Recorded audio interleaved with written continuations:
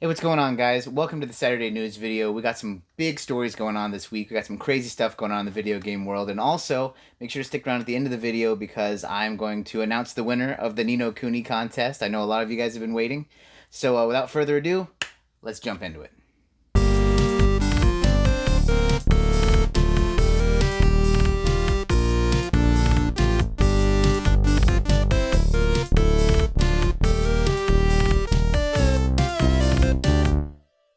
So this week, Nintendo dropped a trailer showing 4 new games they're adding to the Nintendo Online service, which is, if you don't know, $20 a year, Super Nintendo and NES games, basically ported to a service for you to play at your own free will.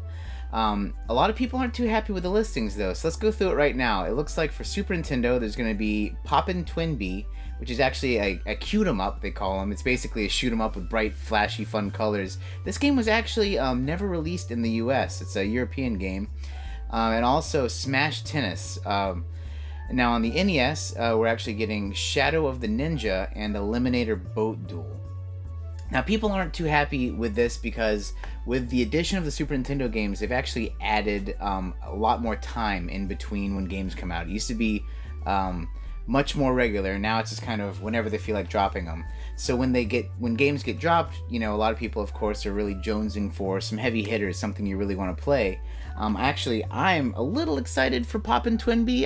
If you watched my Iceland video, I picked this up while I was in Iceland because I was interested in it and just wanted to see how it was. But honestly, out of this list, I'm probably most interested in Shadow of the Ninja. I've never played that, but the gameplay looks pretty interesting. Now, a lot of people are, of course, upset because they're wanting, like I said earlier, the kind of big, heavy-hitting games, like a Final Fantasy 3 or maybe Chrono Trigger. Now, I don't know how plausible getting some of these games is because you're going to have to go through Square and work out a deal. And, a game as big as that, I'm sure they'd probably want to do some sort of HD re-release anyway that you'd buy. So, I don't know, I guess the other argument is you could have a Donkey Kong Country or maybe a Mario RPG. So it is kind of strange. Personally, I'm not too upset with the offerings that are coming up, only because it's 2 games that I really want to check out of the 4. Now, do I think we need another tennis game, personally? No, we already have one. But, I mean, it's going to be definitely worth checking out. So, but that being said, what do you guys think about these 4 games? Do you want to play any of these, or do you kind of think this kind of time around's a bust? So another thing that happened with Nintendo this week was if you have a Japanese account on Switch, which if you don't, you should make one. Very easy and it's free. You have access to their eShop, of course. You can also do it with a European account as well. That being said, Persona 5 Scramble or Persona 5S has a demo on the Japanese eShop. Now, I've played it myself. The gameplay, of course, does not need any kind of translation, but the game itself is not English friendly. Now, some demos are English friendly, where you can really kind of jump into it and just kind of see what's going on, or just tough through it if it's a platformer. Basically, in this demo, the gameplay part is really cool, really fun, really cool to check out. But as far as when you get to the in-between the fighting, basically what I ended up doing was just running to the exclamation marks on the map and then just continuing to tap the A button until something finally happened. That being said, you should definitely get a Japanese Nintendo Online account if you are interested in the Persona series and download the demo. I mean, it's free, it's really cool, and you kind of get to test out the gameplay a little early. Speaking of demos, now this is a rumor, of course, but Trials of Mana, the much awaited by me 3D remake of the Secret of Mana, third game of the Secret of Mana series, has been leaked to possibly be coming out on the Nintendo Switch. People have data mined through the PlayStation Store a demo for that game, and of course it's going to be on PlayStation and the Switch, so a lot of people are expecting this to come out, especially because the game is coming out very soon. Now, that being said, I really personally hope that they do kind of like what they did with the Dragon Quest 11 demo, where your gameplay will progress and you can save it, and then when the real game comes out, all of your stuff carries over. Right now it's all hearsay. Truly, we don't know if a demo is going to exist, but with everything being so quiet right now, it really kind of makes sense, doesn't it? I mean, a game like this, a nice RPG, get some hype on it, show a little gameplay, get to kind of get the feel of it. But what do you guys think? If this is a real thing, or do you think it's a real thing? And if so, is it something you're going to play? Or are you already dead set and you're getting the game? Or are you totally against it? I don't know. Let me know. Last but not least, a really weird announcement has happened.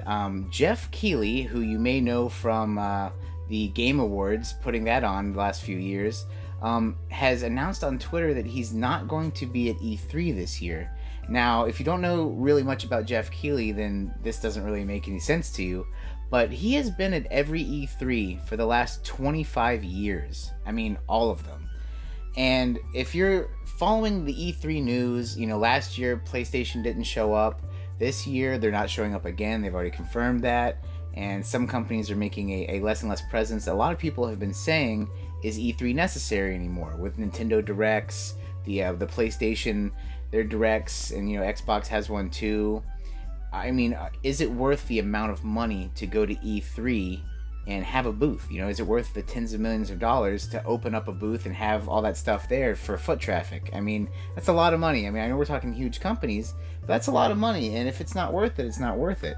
And now with someone like Jeff Keighley saying, hey, I'm not going to go this year, he didn't outright say, you know, really why, but he's just like, you know, I've been a long time, and it's not the same. He basically said it hasn't evolved with the times. And, you know, it kind of really reflects what's going on right now with E3, kind of losing its luster. I mean, I, of course, love watching E3. I love the announcements. But, you know, I feel like now I end up really waiting for the Nintendo Direct that inevitably happens, which, once again, is not really part of E3. It's Nintendo's Direct. I mean, I watch it on YouTube. And, you know, I like watching the Xbox Showcase and the PlayStation Showcase, but now the PlayStation one is also streamed. So, I mean, what do you guys think? Is E3 a big deal anymore, or is it kind of losing its luster? So, without further ado, also, I would like to announce the winner of the Ni no Kuni Collector's Edition Big Box PS4 game, and that is Katrina Miner. And also, well, first off, congratulations, but also I really want to use this time to segue into something I want to start adding at the end of my videos, and that's, you guys have been awesome with the comments and everything, and we've been kind of keeping the conversation going. So, from last week's video, I'm going to highlight a comment this week and kind of talk about it. And I'm going to continue this from now on. So, without further ado, here's Katrina's comment from last week's video. My boyfriend is a huge WoW fan, and he has actually decided not to play the new Warcraft because of how horrible everyone says it is. Such a shame. You'd think with such a huge game, they would take their time and make sure that it's right. I absolutely have to agree. You know, you have this huge company, a huge franchise, the loyal fan base, and to see it kind of go down like this is a shame. I mean, it's terrible. And, you know, you can't lose goodwill. It's hard to get that back. And when you slip up like this, I don't know if it was you know, a monetary decision to kind of take the easy way out and shortcut this game or what. But, you know, when you start the slippery slope, then from then on, it's just way hard to get it back. I mean, look at Bethesda.